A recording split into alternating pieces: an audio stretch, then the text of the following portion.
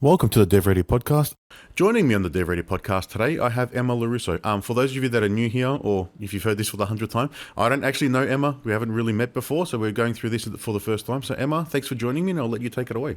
Thank you so much, Anthony. It's a pleasure to have you on. Do you want to, I'll let you introduce yourself because there's no way I could ever do justice without knowing anything about you. Sure.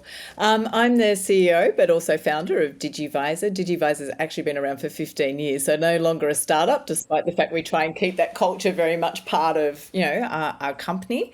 We're both a technology company and a services company.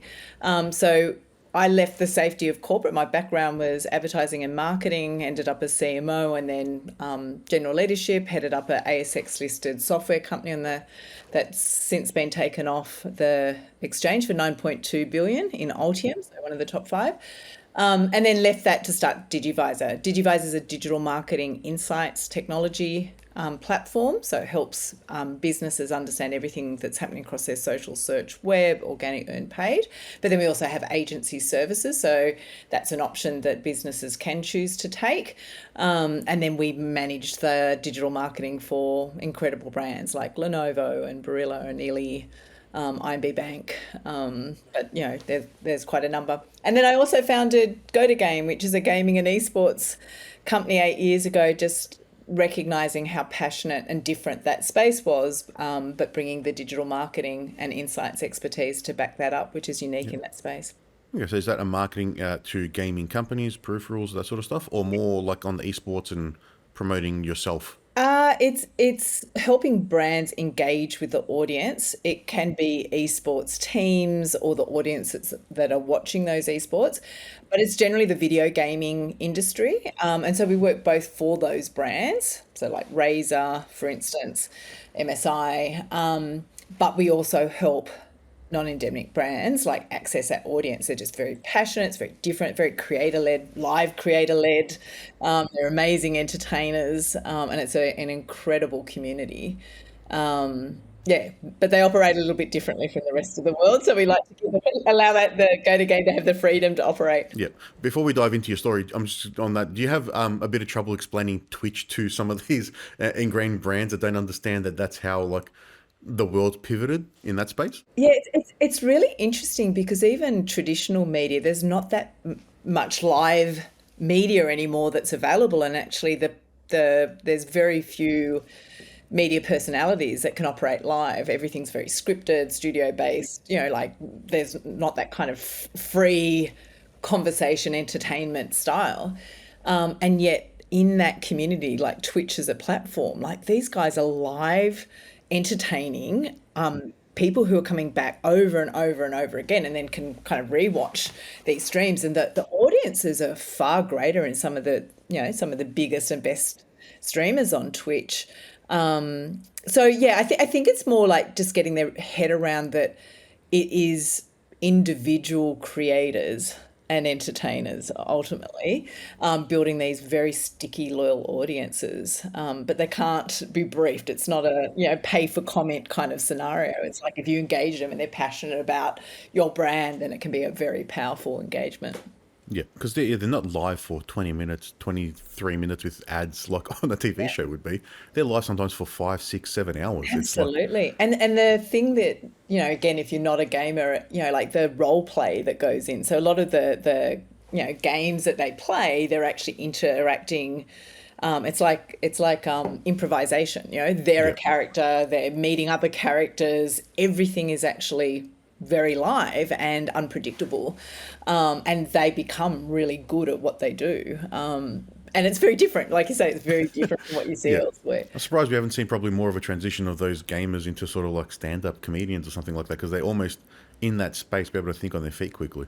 Yeah. I think it's probably because they don't, like a stand-up comedian, they've got to do a lot of rehearsing, and whereas the freedom to just be themselves. And, there's a lot of them are in fact introverts in real life, but they're these characters behind the screen, and they have this safety of like they only see themselves. They see this huge kind of online community chatting to them, but they don't have this apprehension of waiting for an audience to applaud me or. Yeah, they're looking at a screen and a lens, which takes that away.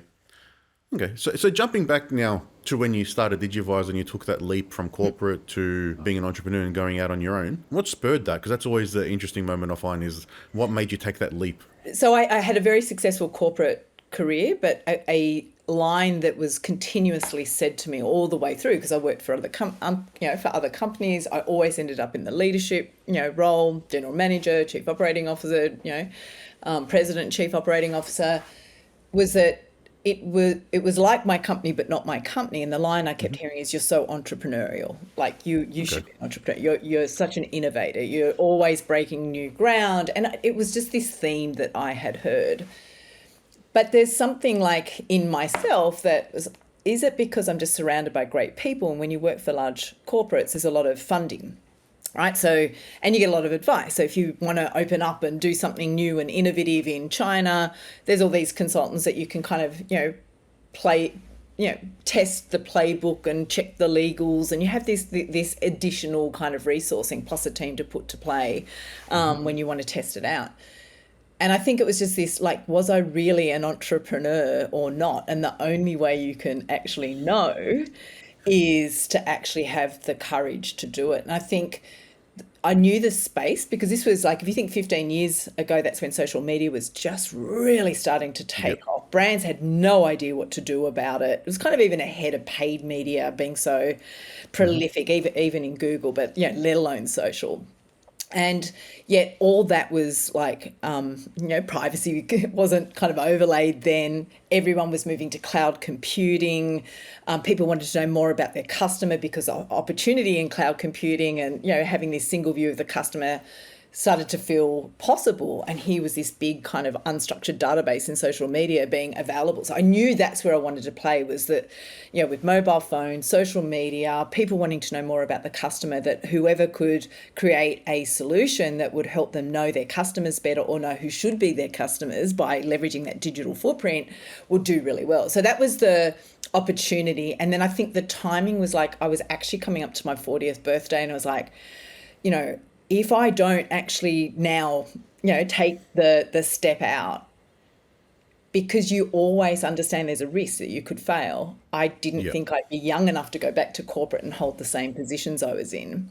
And Okay. so the bit that I needed to kind of wrap my head around from the risk was not whether I thought it was a great idea, or even actually that I could do it. I had the confidence to try.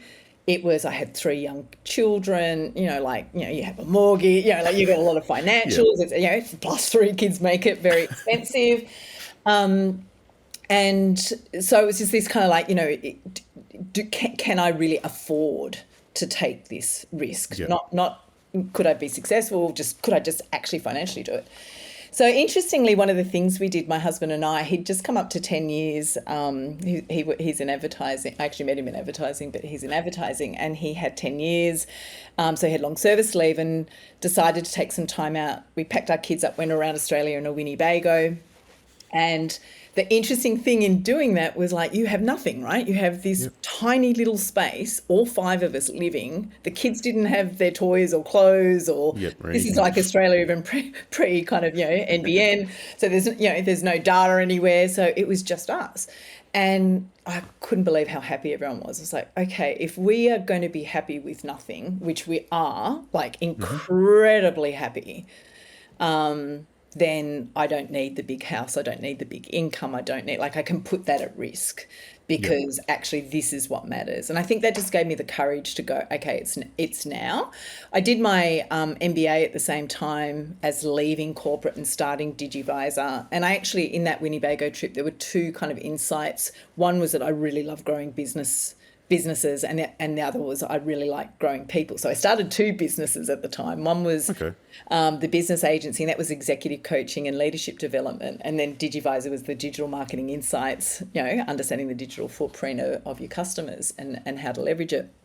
But it was interesting, while I was doing my MBA, and I needed to do my MBA for, like, it built the Australian network for me again, because I've been working globally prior, and so it was a way to kind of get back and understand what was going in Australian business. But it also brought, like, a discipline. So every subject I was doing, I would apply it to the business, because you all of a sudden go from all those colleagues and Yeah. brains trust you can tap into to nothing. So that was the way I kind of tapped into a brains trust and the discipline of doing things. So if I had to build a marketing plan, I'd do it on the business. If I had to build a cash flow, I did it on the bit. So it was kind of a way of Yeah. building that You out. actually put it into practice straight away. Yeah. And it was good because I think I realized very quickly. So the first, I actually won a $1.5 million contract for Sensis, which was brilliant in the business agency, but it actually just allowed me to focus on building Digivizer. And so I realized, oh my goodness, everything I'm doing is actually about Digivizer.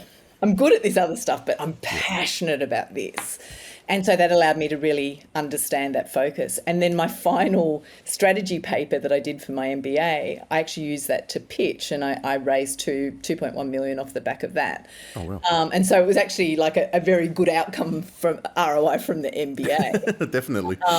But it also it worked for all those reasons. Like some of the first customers were people I met through my MBA. So yeah, it worked out well, and it takes a few years, which probably many stories have been here. Whatever you think the road to riches, when you first start, it doesn't happen as fast as what you think it's going to be, and you're constantly reinvesting back into your business. But yeah, like 15 years down the track, I'm so glad that I took the leap when I did, and proven it out. And it's still the same thing. We still help businesses understand that it's expanded from social to be social search, web at that digital footprint of customers. But it's even more valuable today because you can run your whole, like a B2C business. That's their whole business, right? An online, e-commerce business. But even B2B, like that, it's how do you get scale, and particularly in a global environment, like that's digital. So it's proven it to be. Yeah, and scale is how you make the difference these days with the internet and the global market that we have. It's so much more accessible than it was when you started or when I started. So a bit of background on us, because you don't know anything. So I started the business 17 years ago in my final year of uni.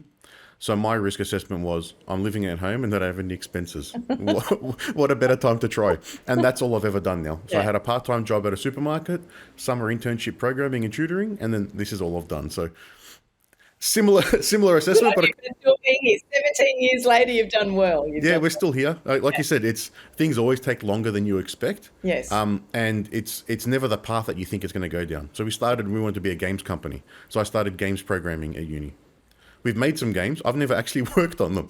It's just the way things work. Like, you don't know how it's going to go, but the passion is, for our end, you're helping businesses understand how to scale and grow. It's understand how to build the right software to give them that advantage, to let them grow and get that efficiency. No, I love it. But it's an interesting story how you took that, where that's a big leap, I would imagine, that at my age now, 40, being able to take and say, all right, I'm going to stop this career and I'm happy to risk it all to move forward. Yes.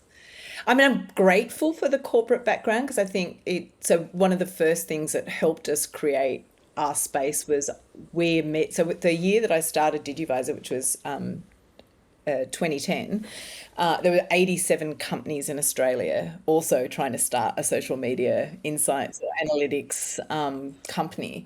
And there's 2 of us left out of that 87, and one of them's just been acquired by Zendesk. That's Local Measure. So it's interesting. So we're still the only independent that started at that time and is still around. But I think it's because we played to the enterprise end of the market, because I had that experience, whereas a lot of developers, when they start their businesses, they don't know how to sell, they don't know how to market, and they certainly don't know how to sell into enterprise. So that was one very good way of creating a space and then continuing to build out. We then took what we built for enterprise, put it into SaaS, so that made it available and affordable to all businesses. So that gave us the growth. But I think knowing how important things like culture are, the importance of hiring, getting the right people right from the start. I think those foundations came from my experience, but I've been able to put it to play. When it's just you and then it's 2 and 3, like that wasn't as.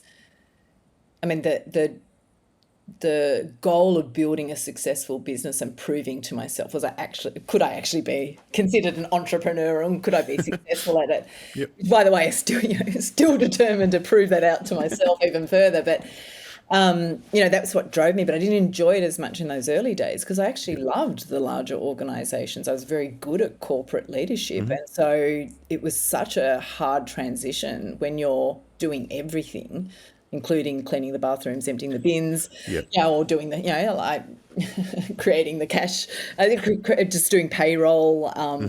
bill paying, etc. Like I think it was a really interesting start, and it's so much nicer now in terms of where we are, much larger team, global. Like I'm back to kind of where I enjoy it a lot Yeah, more. you're not doing everything, not wearing Yeah, every hat anymore. no, it's But so much better. I think that's the different where we didn't have that corporate experience, so we just started and had to learn everything from the ground running. Didn't know anything. The biggest difference as when I used to work for that supermarket was I would just go to work and get paid. It didn't matter what happened. Now all of a sudden you're figuring out where the hell are we getting money from? Where are we going to get paid from? Not are we going to get paid this week? It's very that's probably the biggest difference to think about when you're having a job versus going out on your own. And then, like you said, having to do everything if you're starting out on your own, especially, you are literally doing everything. But I remember in our early years, so I think we were about 4 years in, maybe 5 years in, I had the opportunity. I met Mike Cannon Brooks at a VC event, and it Hmm. was a chat. But I was able, we were just chatting at a bar, and I said to him, I have to ask you, at what point in your scale up did the pressure, like this financial pressure to make ends meet, right? You have this growth view, you're investing in growth. It's really easy to accelerate, very hard to stop. Like when does that Hmm. pressure stop? And he's like, it never does. It just gets Yeah, bigger. no. The bets get bigger and bigger Yeah, and bigger. And I've realized as 15 years has gone on, it's exactly true. It's just like the things that might have, like you didn't know how you're going to make payroll yeah, in year one, like it's just bigger dollars and your burn rate's much higher, so like the need to be in front of that always, so you still have the same thing. It's like you're aggressive on the growth, you're yeah. investing in growth. It's easy to accelerate, it's still hard to stop, and it's like it hasn't changed, it's just the numbers are bigger. Yeah, that's all it all comes down to. It's you still have all the obligations, and you may have even more obligations now because you have more projects running. You may have more people, more insurance, more everything else. So everything just grows. And at his level, it'd be completely different because one mistake and there's like 11,000 people at risk. Yeah, yeah, It's a exactly. completely different scale, but it is. Yeah, I can imagine it would never stop. And then at his level, they're being very highly judged, and on a small percentage up or down would make a huge difference to the business. Where at your level or my level, like that doesn't matter too much. Yeah, and it was really interesting when I started because I'd come from leading an ASX listed company, so you have the pressure of the quarterly, investor updates, and like in the market, those movements, like you're going up, down, like that pressure. And I was determined not to be in that same situation again. I really wanted, if I was going to do my own thing, to try and maintain as much control as I could, still. A raise, but hopefully a small enough level not to control the bit, which is still the case. Yep. So I did that well. But I remember one of the investors at the start was telling me, his experience and expectations and of the financial reporting. And I was like, hey, I get what you want, but I'm not going to do that. But I'm going to do something better. I'm just going to give you access to our zero. You can Hmm. pull as many reports as you like. I will ensure that, like that, go to town, but I'm not going to do that. Like the only conversation we'll have is one where I can get value, right? Like Yep. a business can get value. Because that's the only way you're going to get a return on your money. I'm not wasting time. And I think just even having the confidence to say that, so I didn't end up wasting, in this Yeah. continuous reporting loop where you're having conversations, but they're actually not the ones that are going to move the business forward. Yeah. And interesting enough, that investors, like I think, went in once or twice in the first couple of weeks and then never again because he's quite happy with his 6 monthly updates, Yeah. and then when we meet it's about a topic that I do want his advice or insights on, because it will help the business, because it's good to get that perspective as opposed to like we're just having a non-value conversation. Yeah, because I think that's a trap some people fall into when they do get investment and they get those outside people coming into the business, depending on how much they give in. So we work with a lot of startups, and then once they start going into that funding cycle, it just becomes now all right, here's a cycle. Now that one's closed. Let's prepare for the next cycle.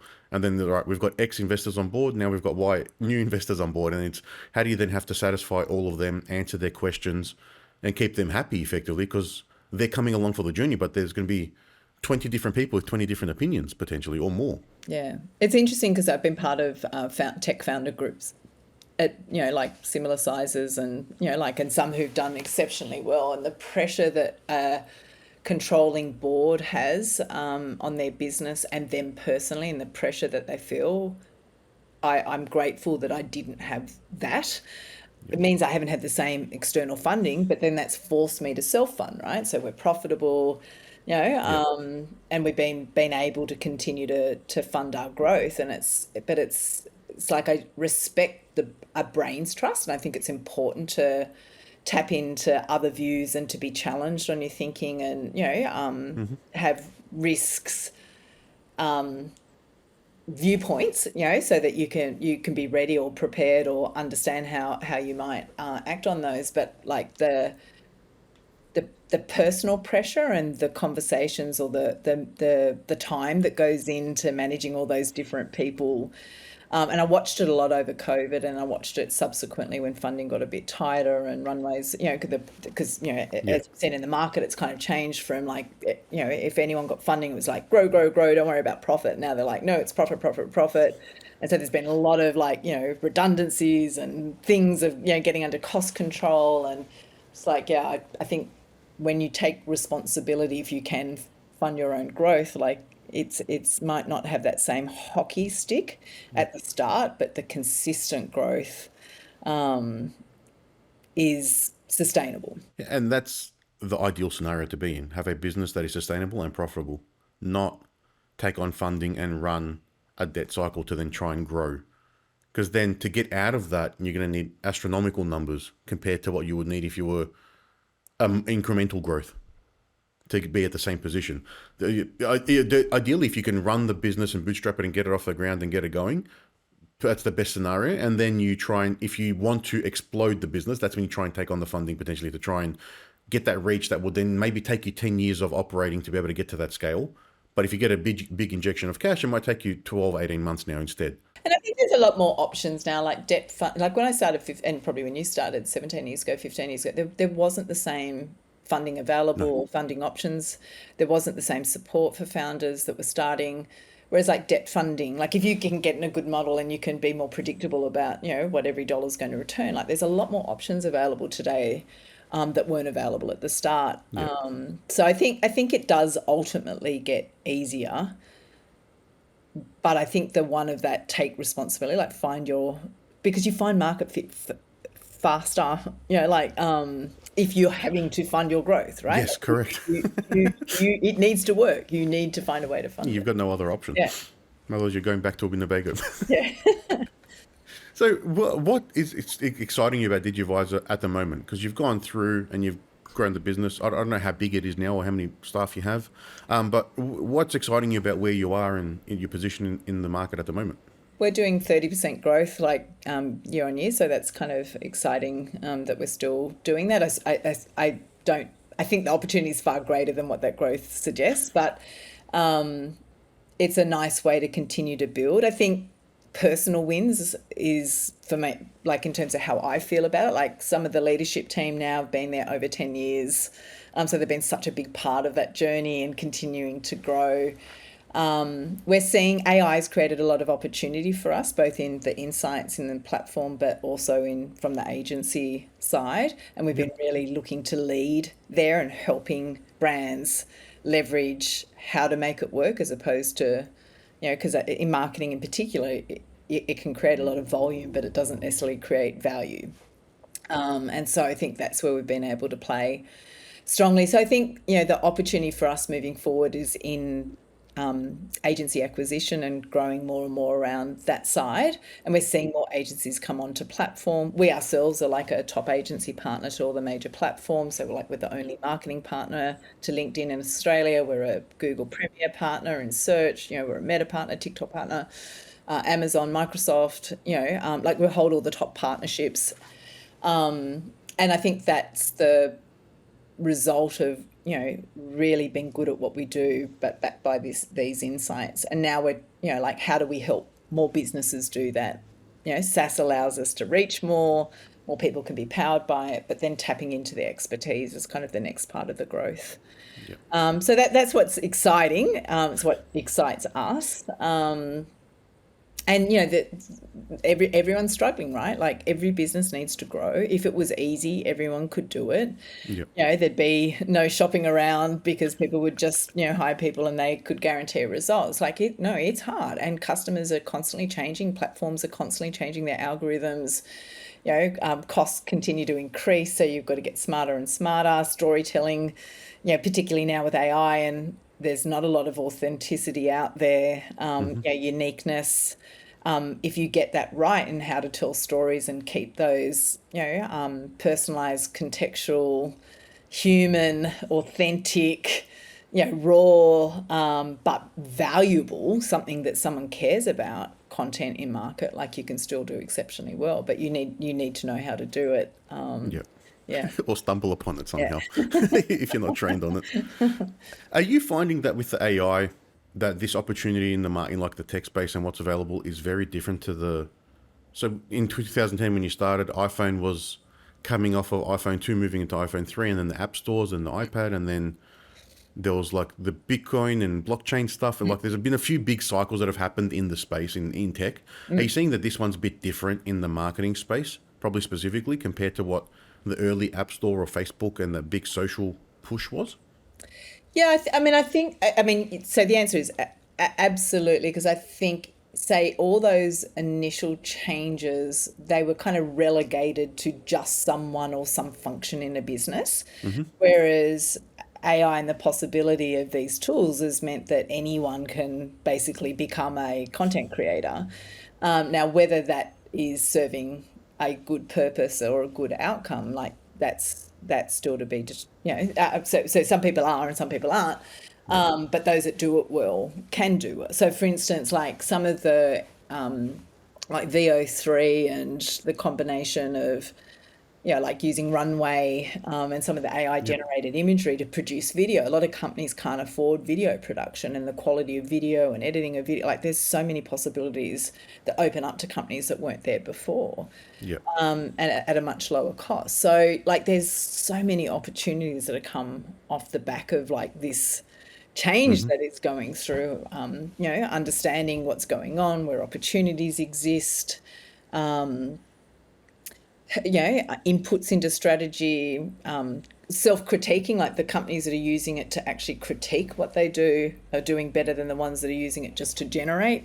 Like, there's so much possibility there. But I think the biggest change in this wave of change is just how many people are able to leverage it to do things that they couldn't do before, and not rely on somebody else's expertise or specialization. Because, if you think about it, as you mentioned, those other things were their opportunities, and they'd be, all right, that's a new role or something, where the AI is now, it affects every facet of a business if you wanted to apply it that way. And then you're touching on, like, where you mentioned VO3, that's an amazing, what you get out of those 8-second videos, if you get a good prompt, even with a bad prompt, you can get an amazing quality 8-second video, which would take you weeks to try and get from a video editor and some CG artist to put together. Doesn't mean it's going to be good the first time, but it could be something, like you said, people can experiment with now, where they couldn't actually try and market. But then, that storytelling or the actual human connection is now going to be probably more important than it was.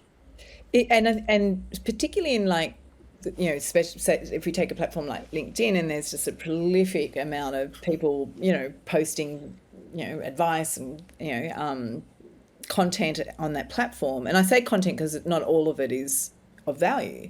And it's like, it's become a sea of sameness. And I think that raw, authentic, contextual, like, genuine insight, because thought leadership in itself is, you're saying something that no one else has, like, you're actually ahead of what's going on, or like you're adding value to organizations who are actually also in the same boat. So it's not like you're telling them something they don't know, you're trying to help and guide them to something that they could know, or where the value is. And we're seeing, like, the rawer the imagery, the more, like, even founder first content does so much better, or a C level actually talking to camera, no lights, no polish, no editing, just hold your iPhone in hand and go, does better. But it comes down, like, what are they saying? Like, is this self-serving, or is this genuinely helping someone? Is this actually insightful? So yeah, like, we're really seeing value still being, and strategy still has to be there. Like, who are you targeting? What do they care about? What genuine problem are they trying to solve? Because you still have to answer this, and it's at its heart, even in all the AEO, like the next step up from SEO. It's like, still people are trying to solve something, get a job to be done in their business. And if you don't take the time to understand that, it won't matter what you're trying to say. It's like, you have to solve that. And so you still need to understand what's the heart of who you're targeting, what problem do they face, like, how can you help them, and then how do you build credibility around that? Yeah, it always comes down to that value equation. It's have one customer, have one solution, and make sure you're giving them value, and then that's your market fit. Yeah, if you serve everyone, you serve no one, as they always say. Because and I am probably one of those prolific people who puts content on LinkedIn. These podcasts go there. I make videos. I write articles. We don't sell, so we just try to provide information to people. Hopefully it's valuable. You don't get much feedback from LinkedIn or people on LinkedIn generally, unless something goes viral. So hopefully I'm not adding to that slop, or like a wall that's coming through of just content happening. My response to that, and that's where our insights platform is just make sure you're measuring it, because data moves beyond opinion, right? Like, you will know what is actually resonating more strongly, what is, out of everything, gaining more views or listens or engagements or shares or whatever it is. So, and then, like, you have that other, and like, what time of day, who is it that's responding, or like, You can get more specific. to sort of, understand, to do more of what they care about. Yeah, and unless you're tracking anything, you're not going to be able to get those insights. You're just making guesses. Well, Emma, it's been a pleasure having you on the episode today. If anyone wants to find out more about you and Digivizer or GoToGame, how can they do that? Just go to our website or follow me on social. Like, I do post on all platforms. And I do it as much because I genuinely care. I'm so passionate about growing businesses, and I've just learnt that it is about growing people, like, in your business, or it's your customers, right? Like, how do you help them be the hero in their organization, and the value that you can add to their success, or the company's success that they represent. So that's what I talk about. So connect with me, connect with the company. We've got lots of newsletters and stuff, or sign up to Digivizer, get your insights. Well, it's been a pleasure having you on, and thank you so much for sharing that. And you can definitely understand that your passion and your interest in the space has come through in this call. So I've definitely picked that up, and hopefully the audience has too. Thanks, Anthony. Thank you for inviting me. I appreciate it. Thank you. Nice to meet you too. All right, bye-bye. Bye.